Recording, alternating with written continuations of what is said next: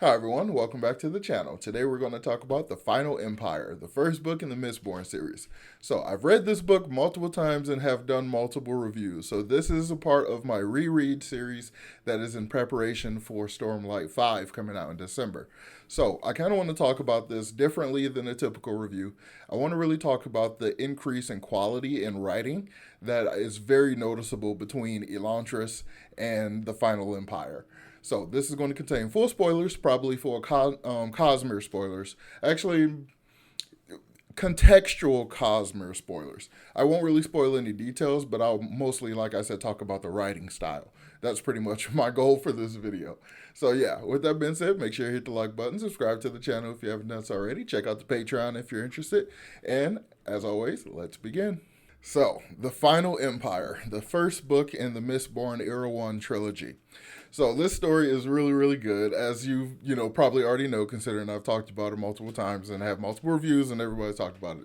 But the thing that became really apparent to me on this reread was the huge jump in quality between Elantris and Mistborn. So both books are basically published around the same time, like 2006, 2007.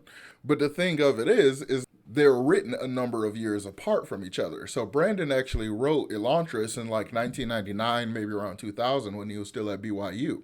And then later around 2006 or so, he read or wrote Mistborn, actually the entire trilogy. He wrote Mistborn. So to me, that makes more sense for the time difference between the books as opposed to the publication date to explain the jump in quality. But even still, like that's less than a decade in distance, but the increase in quality is just kind of staggering. I'm not sure if Brandon wrote some of his other stuff, his non-Cosmere stuff in the interim. I'm sure like Dragonsteel and what was the other one? Oh, The Way of Kings Prime. I'm pretty sure that was probably written somewhere in that time frame. So he probably got a lot of like practice in there too. But I think the step up in quality is just so dramatic that it makes the Final Empire feels like the beginning of the Cosmere. Like comparing the Final Empire to Elantris or comparing it to White Sand is like comparing it to a completely different writer. So the thing that Brandon does in White Sand and Elantris that he doesn't do in Mistborn is that his main characters in those books have flat arcs. The characters themselves, Raoden and Kenton, like less Kenton than Raoden, but Raoden doesn't really change throughout the entirety of Elantris. It's more about the effect he has on the world around him. It's more about, who he is as a person, how he affects the situation he's thrown into, which is still a really good story because it shows like his strength of character and how good he is and stuff. And, it results in Elantris, which, was really well done. It was, it wasn't as well written as Mistborn, but it is still a very enjoyable, very well crafted story. So, similarly, in White Sand, it's the same thing. Most of the development that we would have seen with Kenton happens kind of before the beginning of the story. So, when we kind of meet him, he's kind of at this place where he is, and then everything changes, and he kind of has to deal with that. So, it's less of a his effect on the world and more so him trying to integrate into this change of the world. But either way, it's still essentially a flat character arc because he changes in that he is able to deal with greater responsibility, but he doesn't really develop in any real way. Unlike in Mistborn, where we have the character of Ven. Granted, most of her development is far more, visually understandable when you look at the entire trilogy. But even in the course of Mistborn, The Final Empire, the development is staggering. Like she goes from a barely vocal urchin who was terrified and terrified of her own shadow and constantly looking for a way to like basically protect herself and like escape and that kind of thing. Having grown up on the street as an urchin, lived this very tough life. She's constantly forever in defense mode.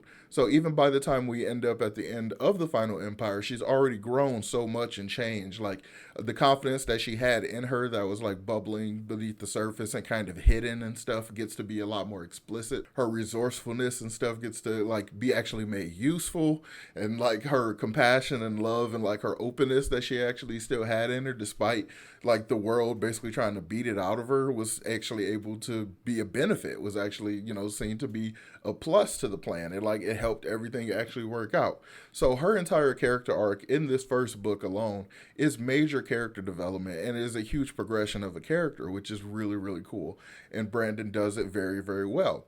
So I think the one of the coolest things about the Final Empire is the way in which Brandon uses existing tropes and archetypes to kind of tell his story. So the development of the main character Vin is told through an archetypical story that is similar to the story of My Fair Lady.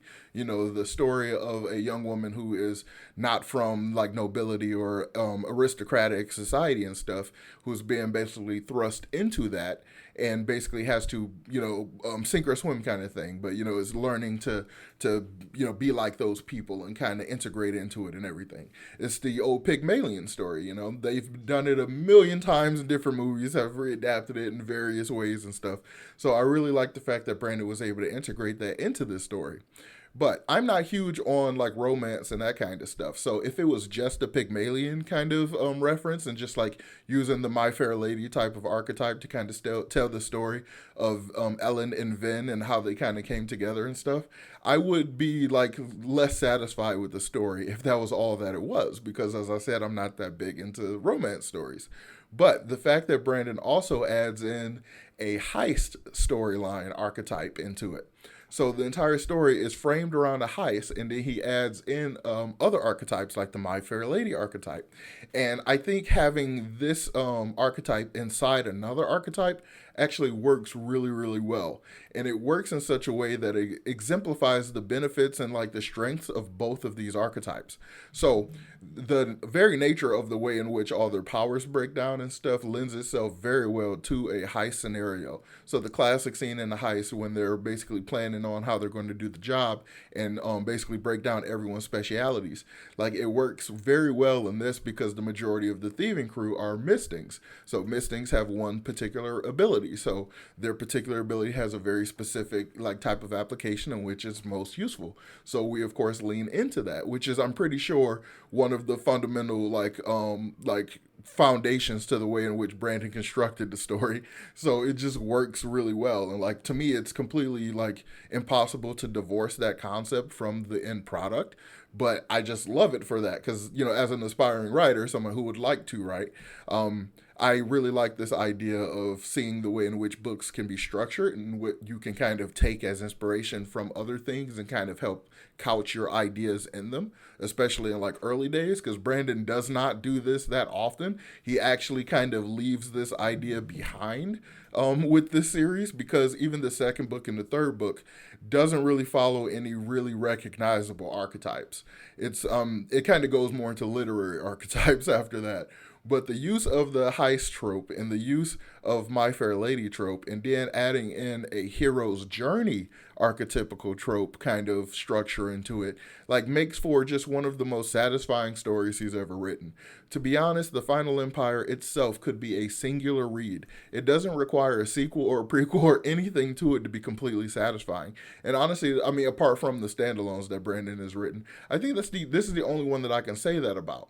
Like, there is no Stormlight book that I think you could just read by itself and it'll be internally consistent and satisfying. Like, unlike, you know, in the way that you can with The Final Empire. Like, even though The Final Empire ends with a lot of hints and stuff to the future and stuff like that, it is still very much self-contained. Like, some of the implications and hints and stuff to the future, you can kind of just ignore, and the entire thing still works perfectly, completely encapsulated in its own existence. So it's just a really, really interesting idea to me. So apart from the really interesting like story structure Brandon decided to apply to The Final Empire, I think the another one of the areas that he majorly improved was just his prose.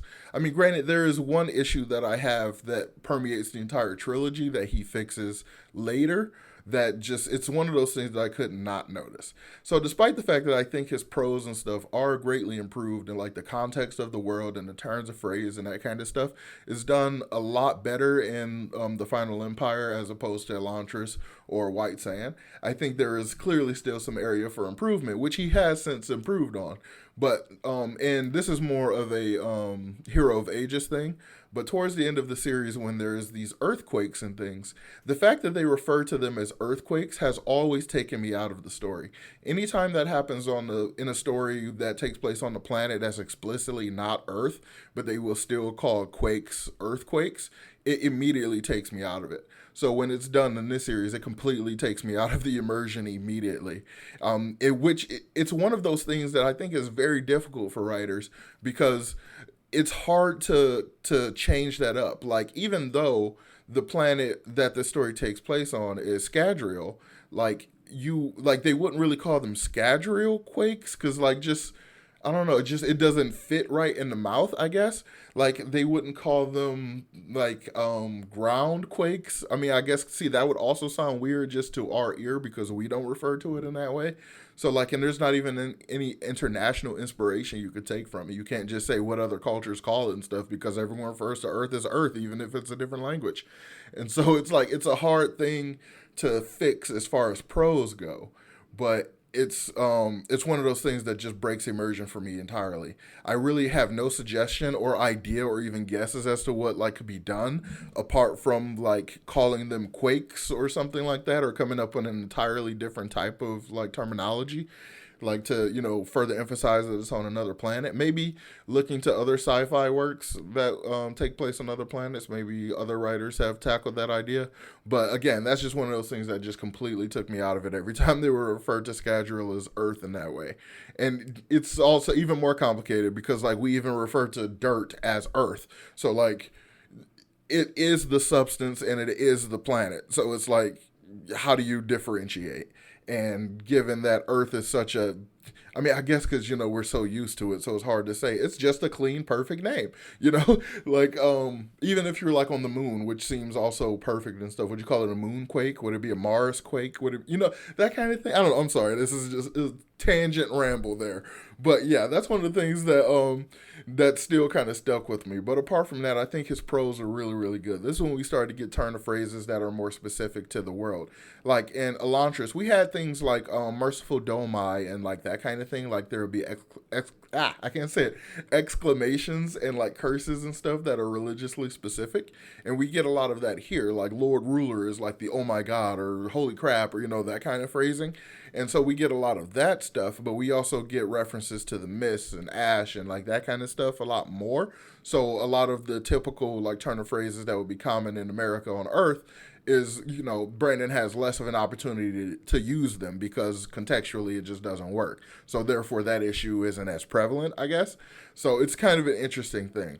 But a lot of the things that he did that greatly improved the story is something that I thought would be almost like reliant upon like his structure he created with the use of the archetypes and stuff. You would almost think that improvement you could like credit the improvement to the use of those archetypes, But I'm speaking a little ahead of time because I'm going to talk about the other two books on their own.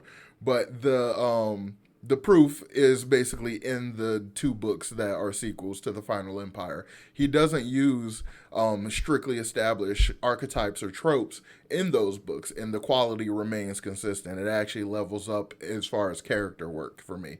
But yeah, so I guess I'm going to go ahead and wrap up this ramble. That's essentially what I want to talk about. The major improvement in writing. Like pretty much every aspect of the writing has been greatly improved when we get to Final Empire. Like some of the pacing issues that I had in Elantris are completely gone in Mistborn. Granted, White Sand is a graphic novel. I mean, yeah, it's a graphic novel and stuff, and there's various reasons for the issues with the pacing and issues that I had with it.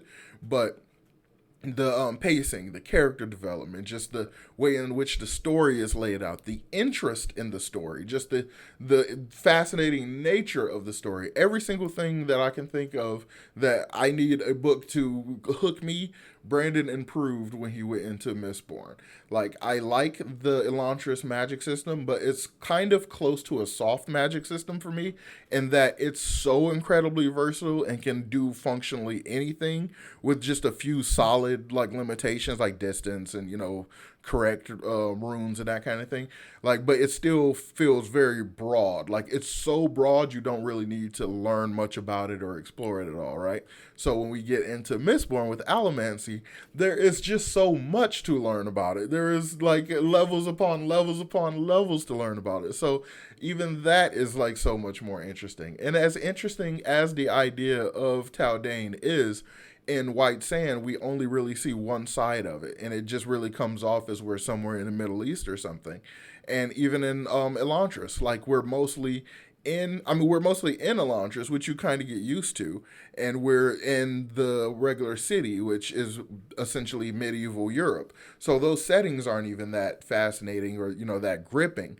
But when we get into the final empire and you're in this world of a red sun and constant mist and ash falling from the sky and stuff. So even just the world building and the magic, just everything is just levels above and beyond what he had done before. So this major improvement in writing was just so awesome. And I'm really happy that I was able to pay greater attention to it on this reread because I've noticed before, but I don't think I've read like this many Cosmere books back to back in this way. Like, because I finished White Sand, then went into Elantris, and then went directly into Mistborn. Like, very little break in between. So I can kind of make these connections a lot easier than I would have normally. So this reread has become, so far, a lot of fun, and I'm really digging it. And I am going to try to basically pick through as many other random little things about the books that I can as we continue to march forward towards I guess Wind and Truth, because it's no longer Knights of Wind and Truth. Even though I like the palindrome kind of thing, it being the reverse of the Way of Kings, TWOK, it would be KOWT, and I would have liked that, but I guess it'll just be WOT. Well, the time, yeah, I don't know, or WAT. Whatever. Either way, I'm sorry. I'm going to start ranting and rambling or whatever. So yeah, let's go ahead and wrap it up. So yeah, let me know in the comments down below. How do you think Brandon's writing improved from Elantris to the Final Empire? Do you agree with me that everything is like stepped up? Every single aspect of his writing is stepped up when he made it to Mistborn. Let me know about that in the comments down below. And as always, make sure you hit the like button, subscribe to the channel if you haven't done so already. Check out the Patreon as always, and of course, I will talk to you all next time. Peace.